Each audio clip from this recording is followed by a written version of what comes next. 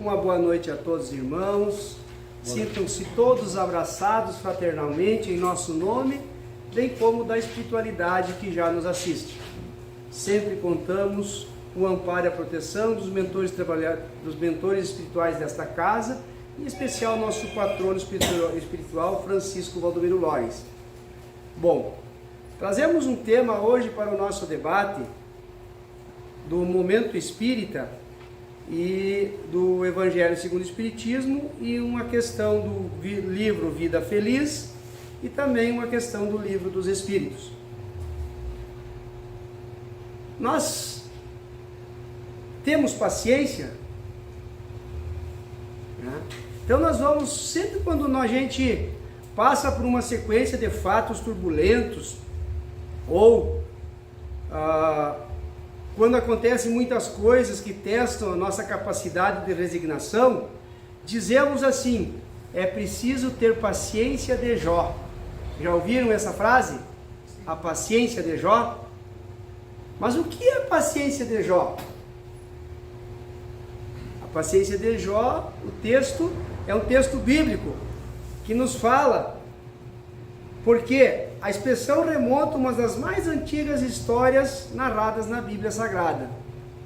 Jó era o homem mais rico da região em que vivia. Possuía milhares de ovelhas e camelos, centenas de juntas de bois e jumentos, uma imensa propriedade, 7 filhos, 3 filhas e grande quantidade de criados. Mas era considerado um homem bom, justo e principalmente temente a Deus. A fé de Jó foi severamente testada quando o mal o atingiu de diferentes formas. No mesmo dia, sua propriedade foi invadida e saqueada, seus rebanhos todos roubados, seus empregados assassinados, e seus filhos e filhas morreram quando a casa desabou sobre eles, em meio a um vento muito forte vindo do deserto.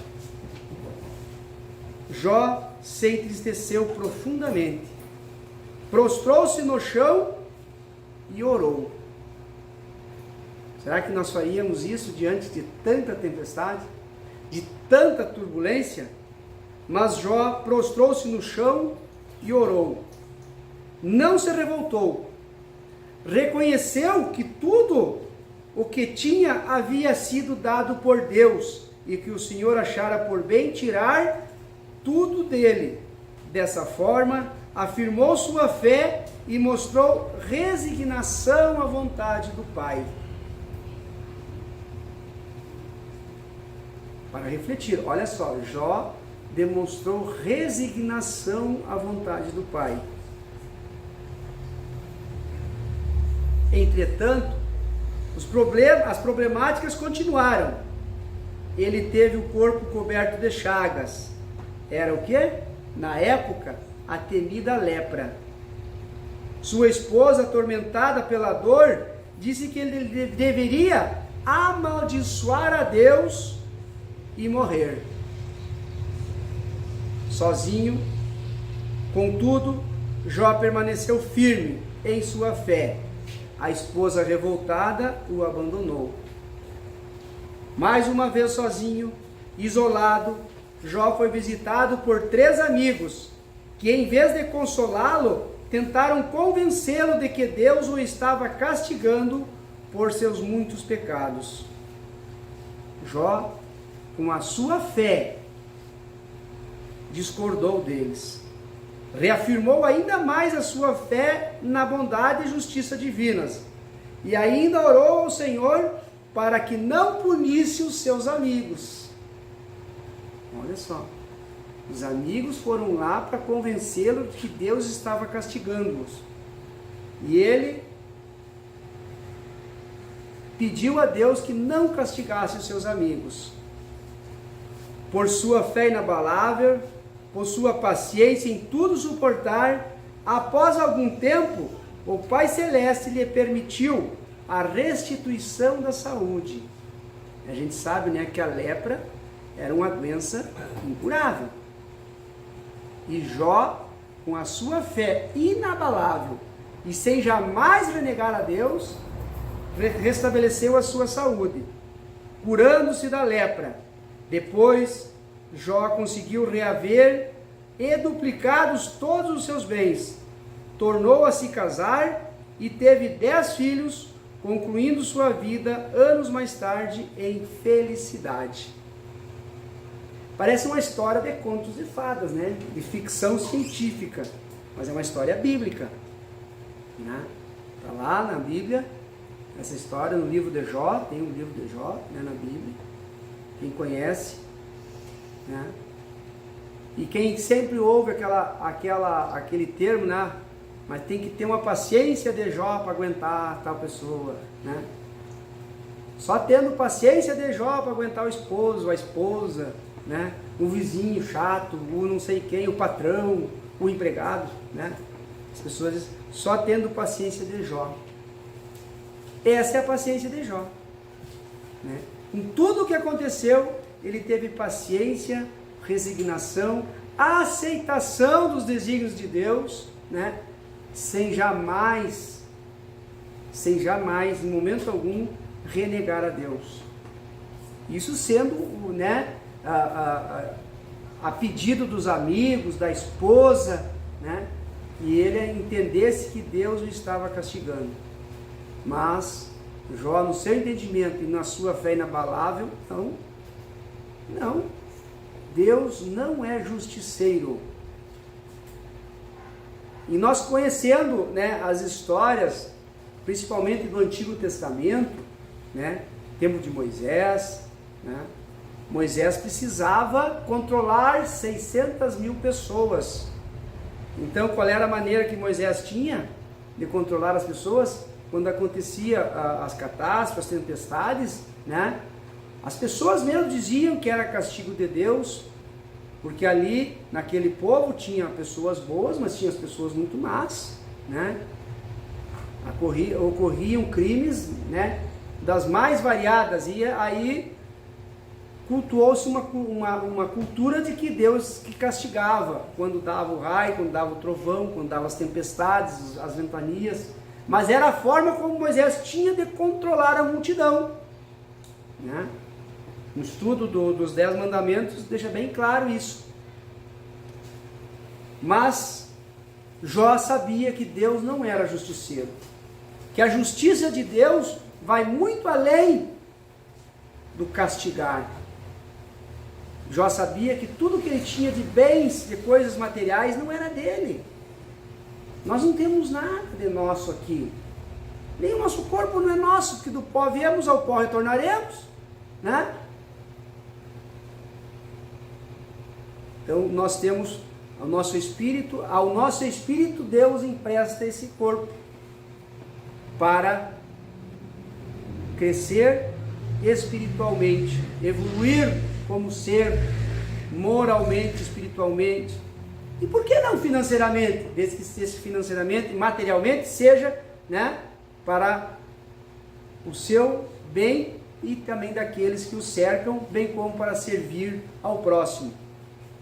Então Jó entendia disso. Mas o que nós fazemos muitas vezes, né? Costumamos estar de bem com Deus quando a vida nos sorri e tudo corre de acordo com as nossas expectativas. Aí nós estamos de bem com Deus, né? Quando nós estamos na fartura, né? Aí nós muitas vezes, né, compartilhamos alguma coisa, doamos aquilo que não serve mais, aquilo que eu não vou usar, aquilo que eu tenho demais, né? Mas quando nós sentimos uma dificuldade, não, só tenho para mim, não posso, né, não posso dar porque vai faltar para mim.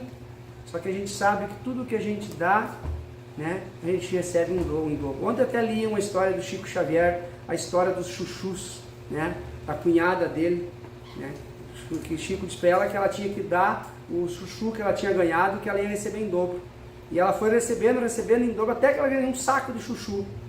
Daí ela acreditou que tudo que Chico dizia, né, era verdade, né?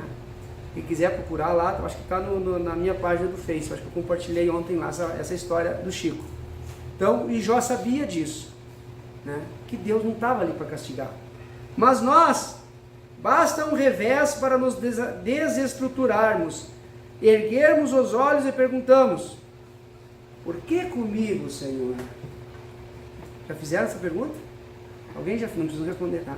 Eu já fiz, talvez eu já tenha feito, não lembro, mas, né? Eu falei na sexta-feira aqui, um gurizinho fez assim: eu já fiz. Por que comigo, Senhor? Quantas vezes a gente se pergunta, faz essa pergunta, indaga a Deus: por que comigo e não com Ele? Por que com a minha família? Por que eu perdi, né? Eu não perco nada, porque nada é meu. Nós temos a de dizer que perdemos as coisas. Como que nós perder uma coisa que não é nossa? Né? Nós sabemos outra vez que perdemos a nossa saúde quando, né, a nossa invigilância moral, os nossos desregramentos alimentares, vícios, né? Estragamos o nosso corpo físico e aí depois xingamos a Deus: por que comigo? Por que essa dor? Por que esse câncer? Por que esse tumor? Por que esse infarto? Por que? Tudo são consequências da lei de causa e efeito. E nós costumamos perguntar: por que comigo, Senhor? Mas a doutrina espírita, né, que é uma doutrina consoladora, né, esclarecedora, orientadora, de amor e de bondade, nos esclarece, nos traz a luz sobre as causas dos males que nos afligem. O que eu acabei de falar? Lei de causa e efeito, né?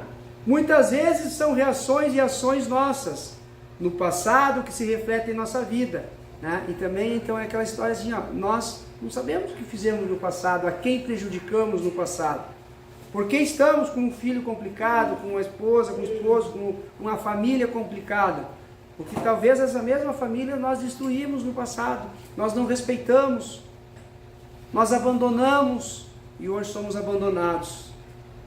E aí perguntamos: por que comigo, Senhor? Mas nem tudo, meus irmãos, nem tudo são coisas do passado, né?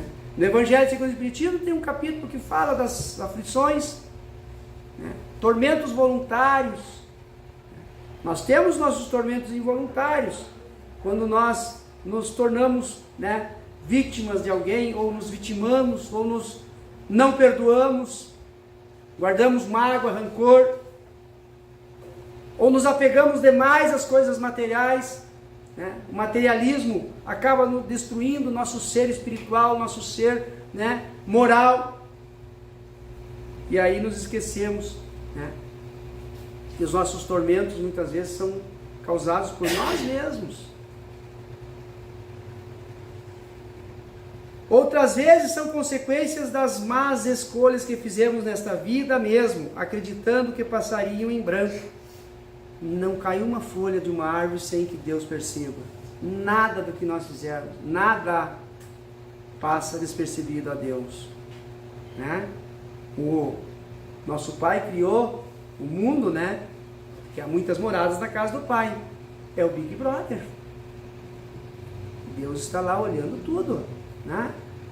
Nós somos filhos dele, e como filho dele, né, assim como nós temos os nossos filhos nesta encarnação, nossos filhos terrenos, que nós zelamos, que nós cuidamos, que nós perguntamos 300 vezes onde é que está, que hora vai chegar, né? Deus quer saber de nós também, e Ele cuida de nós, e Ele olha por nós, então nada passa despercebido a Ele, né? Mas Ele não nos castiga, Ele nos só dá a oportunidade de reparar o nosso erro, colocando as pessoas às quem nós falhamos junto de nós. Mas enfim, porém, esquecemos disso, e diante das dificuldades questionamos a bondade e a justiça do Pai. As provas que enfrentamos são, na verdade, um bem para nós, pois nos ajudam a cultivar a humildade, humildade, paciência, resignação, preparando-nos para a vida futura. Então tudo que a gente passa, né, é justamente para testar a nossa paciência, ou seja, a ciência da paz. Para nós, para Deus nos dá, né, Nós mesmos nos colocamos em dificuldades justamente para ver até onde vai a nossa aceitação, até onde nós somos capazes de compreender, de perdoar, de lutar por um amor, de lutar por alguém, de lutar pela nossa saúde, de lutar, né, para o bem-estar da nossa nação, para o bem-estar do nosso planeta Terra. Tudo isso foram escolhas nossas, são escolhas nossas. Então nós precisamos compreender que, né, Deus permite, né, que nós tenhamos o quê? A fé. Porque se nós tivermos fé em Deus e confiança nas leis divinas, porque as leis divinas são imutáveis, as leis dos homens são voláteis, né? Se adequam conforme a situação, conforme né? Conforme a conveniência de alguns, né? Ou de alguém, mas as leis divinas são imutáveis. E dentro das leis divinas nós temos os 10 mandamentos que Moisés nos trouxe, né?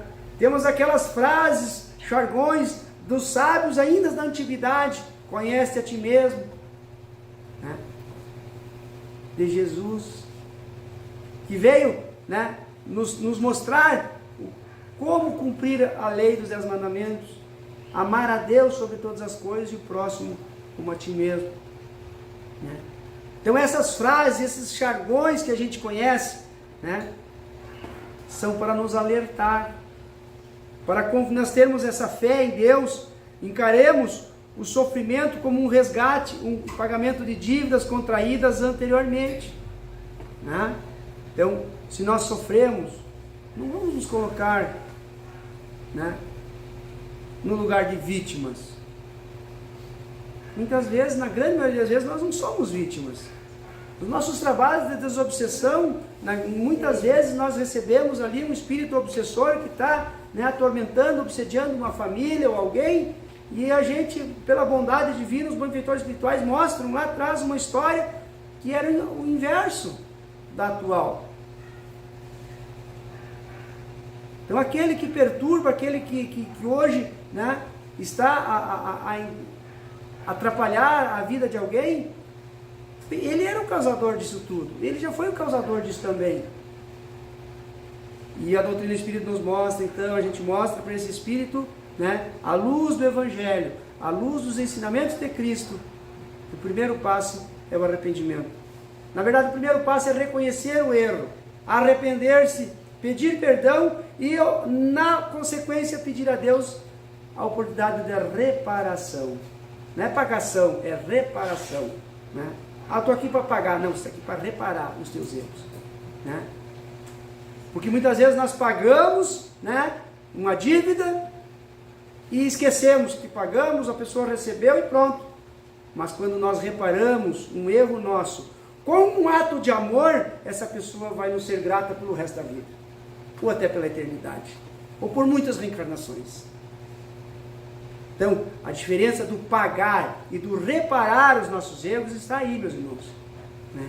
No reparar os nossos erros por um ato de amor, de perdão, de reconciliação, de aceitação que o outro não é perfeito, eu também não sou, né? Então, junto nós vamos conseguir trilhar um caminho diferente de amor, de paz, de cumplicidade, de amorosidade, né, de caridade.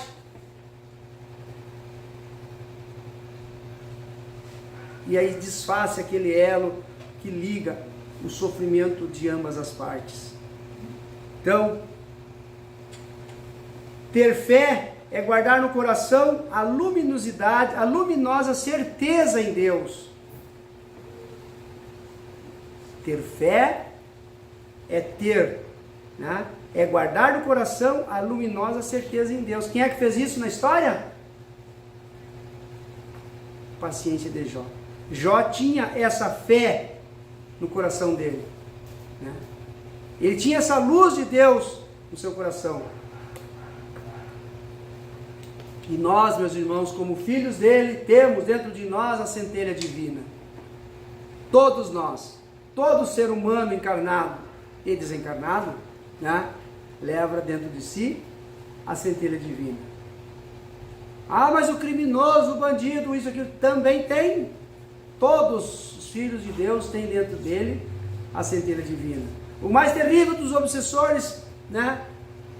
Nas mais profundezas das muitas moradas do caso do Pai, né?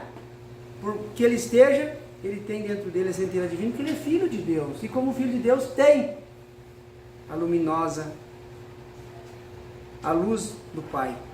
Então basta que nós acendamos essa luz, que nós façamos, né? Como diz numa passagem do Evangelho, coloquemos a luz em sobre o alqueire, não embaixo.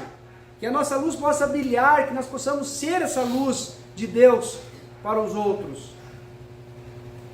A gente sabe que não é fácil. A gente sabe que muitas vezes a gente passa por provas, por dificuldades, mas é justamente para testar a nossa fé, a nossa paciência de Jó. Então essa fé, essa certeza, que se nós melhorarmos nesta encarnação, nós vamos ter uma encarnação melhor no futuro. Se nós fizermos escolhas positivas, nós vamos ter pessoas positivas ao nosso lado. Se nós fizermos a nossa caridade, como diz no Evangelho, fora da caridade não há salvação, por menor que seja, né? A nossa caridade anula uma multidão de pecados. Só que nós não podemos também fazer caridade aqui e começar a continuar fazendo falta. Não, né? Eu logo aqui, daí eu dou ali. Não, também não adianta, né? É um círculo vicioso. Não vou melhorar nessa encarnação, não vai dar tempo de fazer tudo na próxima vez. Nessa já está ruim, na próxima vai ser pior. Então é importante nós aproveitarmos essa encarnação que estamos aqui, né? Nesse planeta de provas e expiações, justamente para nós nos melhorarmos o máximo que nós pudermos. Joana de Anges, no livro Vida Feliz, no item 4, nos fala sobre a importância da paciência. Porque a paciência, meu irmão, é a virtude que te auxiliará na conquista dos bens do corpo, da alma e da sociedade. Né? Então, os bens do corpo é cuidar desse corpo. Deus nos deu ele, né? E nos deu a oportunidade de cuidar dele. Nos dá os meios de cuidar dele. Ou seja, ele precisa do quê? Água e alimento. Né? Qualquer coisa mais além disso poderá ser prejudicial. E alimento também de uma forma adequada, né? Senão poderá, tudo em excesso, tudo que é em excesso faz mal. Né? Então é esse cuidado, cuidar do corpo. Cuidar da nossa alma é procurar, né, nos harmonizar, procurar orientação espiritual. Se não dá no centro espírita, que seja numa igreja, né? Porque na verdade não é a igreja que representa, mas é a fé em Deus, é buscar o conhecimento nas obras sagradas, nos livros, nas mensagens de Jesus, no Evangelho. Qualquer religião que transforme o homem para melhor é boa. Né? Desde que ela me sirva para mim, me serviu, que bom, continue nessa religião, continue lá. Te serve, te transforma, te faz um ser melhor, te faz você sentir bem, continue lá. Continue lá. Siga alimentando a tua alma com as orientações, né, de quem estudou talvez um pouquinho mais, de quem procurou à luz do Evangelho essas orientações para seguir. Que bom! E para a sociedade, meus irmãos, a paciência, né, a virtude da paciência para as pessoas que nos cercam, onde a gente trabalha, né, é tolerar o nosso colega de trabalho complicado, o nosso chefe complicado, né, ou o meu subordinado complicado também, né? É entender que todos têm os seus problemas, todos têm, né? Todos nós temos. Como diz, né, o problema dos pais com os filhos ou vice-versa, só muda o endereço e a cor da casa. Só muda. Todos têm. As preocupações de mãe, qual é a mãe que não se preocupa com o filho? Qual é o pai que, né? Só muda o endereço. Todos nós temos. Mas nós temos que também respeitar o outro, né? Porque muitas vezes a gente acha que tem problemas e o problema do outro é muito maior que o meu. Deus, o meu filho isso, o meu filho aquilo, meu filho... Daí eu digo, mas meu filho está perdido na droga, meu filho está preso, mas meu filho não sei o quê, abandonou a família. E a gente às vezes vê que o nosso problema é tão pequenininho, né? Uma conversa, uma oração, uma desobsessão, uma fluidoterapia, uma água fluidificada, pode resolver. A gente às vezes faz uma tempestade no copo d'água, mas que o nosso problema é maior que o dos outros. É emprestar os nossos ouvidos para ouvir, né? Emprestar os nossos braços para abraçar, usar as nossas pernas, o nosso veículo para conduzir alguém a um lugar que precise, trazer alguém para a casa espírita. Eu queria tanto ir lá, mas é longe, eu não consigo ir. Vem que eu te levo, eu te trago de volta, ou vai até lá que depois eu te dou uma carona de volta, né? Tudo isso faz parte do nosso trabalho, né, em sociedade.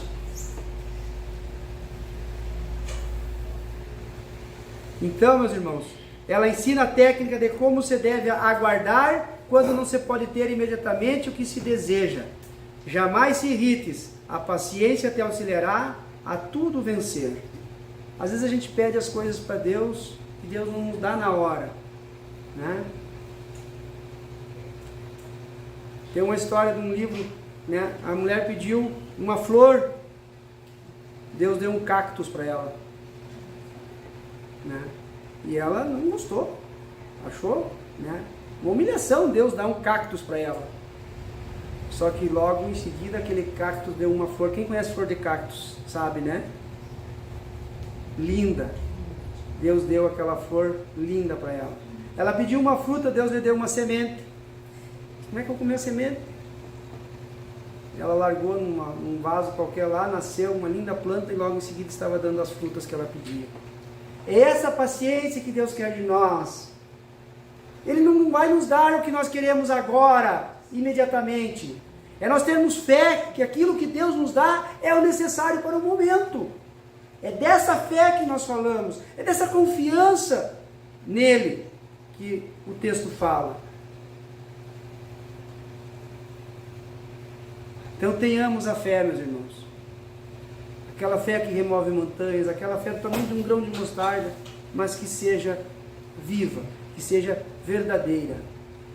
Então, com a fé e a paciência, nós vamos vencer todas as nossas dificuldades, as turbulências, né, que nós achamos que muitas vezes são invencíveis, nós vamos ver que passamos. Nós estamos aí há pouco tempo, aí passamos por uma pandemia que parecia que ia acabar com o mundo, passou. Alguns que outros casos ainda, né? Mas passou, estamos aqui. Então, meus irmãos, com essa mensagem reconfortadora para o nosso coração, esclarecedora para a nossa vida, que possamos, então, nesse momento, depois desta prece, dessa leitura que o nosso irmão fez, agora é o momento de agradecer. Coloquemos-nos na melhor posição para podermos mentalizar o nosso Pai maior. Que a tua luz, Senhor, o teu infinito amor, transborde nosso coração nesse momento, em forma de agradecimento por estarmos aqui reunidos em teu nome, fortalecidos com essa fé que nos faz acordar todos os dias e recaminhar o que já fizemos ontem, o que temos para fazer o hoje e planejar o amanhã. Porque temos certeza, Senhor, que o nosso amanhã entregue em tuas mãos será tão belo ou tão melhor como foi o nosso hoje, porque queremos e estaremos melhores ainda, com a tua luz, o teu amparo e a tua proteção na nossa caminhada. Que a luz, a paz e o amor do Cristo nos envolva e nos proteja, hoje e sempre. Que assim seja. Graças a Deus.